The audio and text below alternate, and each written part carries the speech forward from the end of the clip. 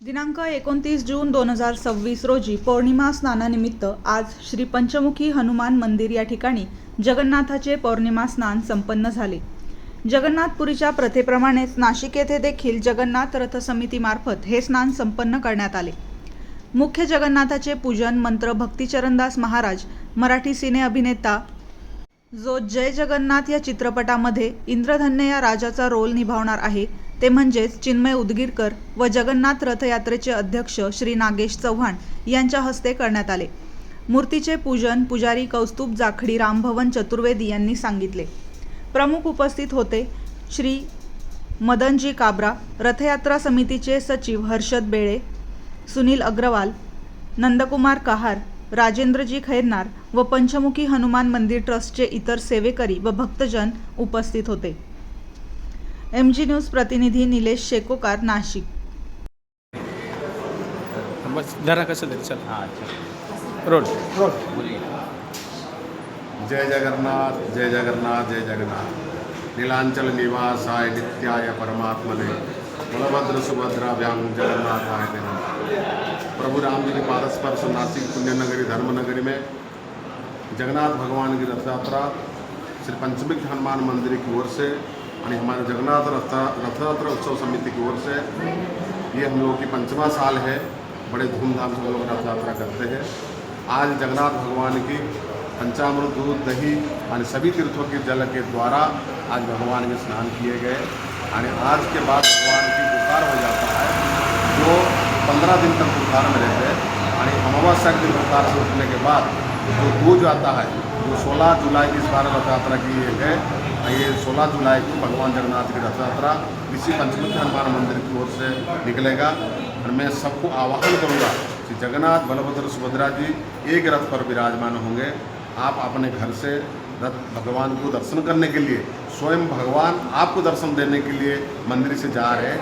आप जरूर जगन्नाथ भगवान के दर्शन करिए और भगवान के रथ की डोरी अपने के करकमल द्वारा खींचिए क्योंकि भगवान की आपकी डोरी भगवान के हाथ से कहीं पहुँच जाता है आपकी जरूर मंगल कामना होता ही है। ये उद्देश्य में हमारे श्री जगन्नाथ रथयात्रा उत्सव समिति की ये रथ यात्रा हम लोग शुरू किए, बड़े धूमधाम से हुआ है। आप जरूर भगवान की रथ यात्रा में जरूर पधारिए। उसमें जगन्नाथ जी की 2 डोरी है जिसमें एक पुरुषों की एक महिलाओं की है।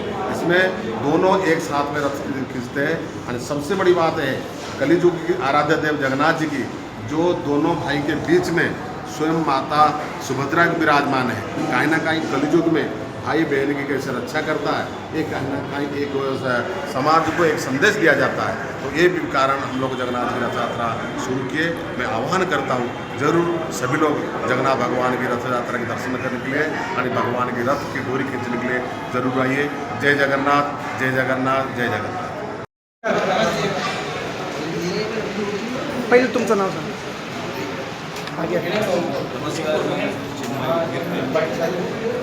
जग चालवणारे जगन्नाथ यांची पुरीमध्ये यात्रा निघते.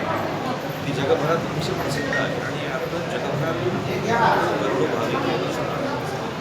जगन्नाथाचा रथ उभं त्यामुळे मला ऐकलं की जगन्नाथाचा गाडा आणि यासाठी अनेकांचे हात या नाशिकमध्ये पुढच्या वर्षी असाच जगन्नाथाचा सोहळा होणार जागतिक कुंभमेळा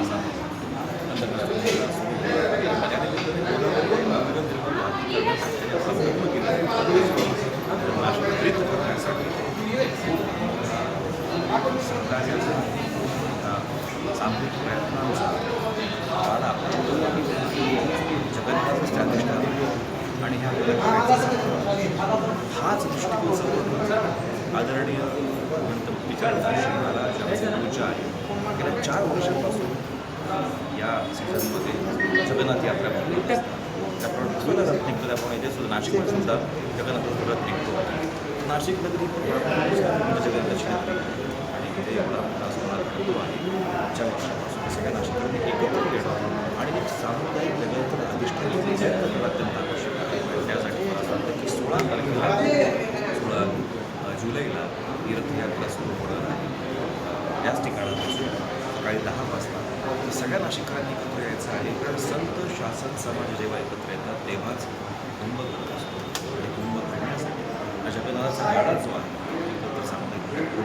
शास्त्रामधले मतभेद विसरून